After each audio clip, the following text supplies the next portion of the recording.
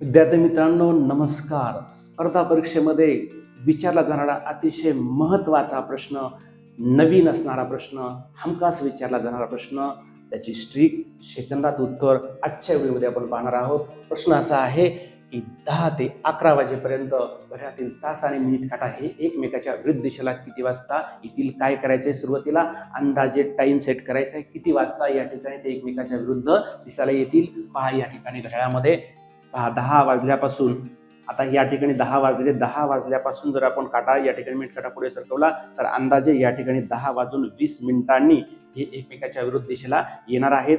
10 वाजून 25 मिनिट काय घ्यायचं नाही, त्यावेळेस या ठिकाणी घड्याळाचा तास काटा पेक्षा मिनिट काटा पुढे जातो, म्हणून 10 वाजून 20 मिनिटाचा टाइम आपण सेट करू अंदाजे. नंतर या ठिकाणी ॲक्युरेट टाइम आपण काढणार आहोत.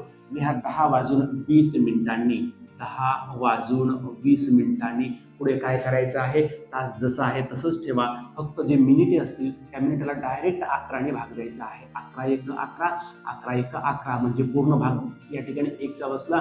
बाकी किती राहिले? 20 मधून 11 गेले, राहिले 9 आणि छेदस्थानी 11ला 11 लिहून टाका. आता काय करायचं आहे? हा पूर्णांक युक्त पूर्णांक मिनिटामध्ये या ठिकाणी मिसळायचा आहे. 10 म्हणजे या ठिकाणी 10 वाजून 20 अधिक 1.9/11, मग 10 इथं 20 आणि 21 याची बेरीज करा.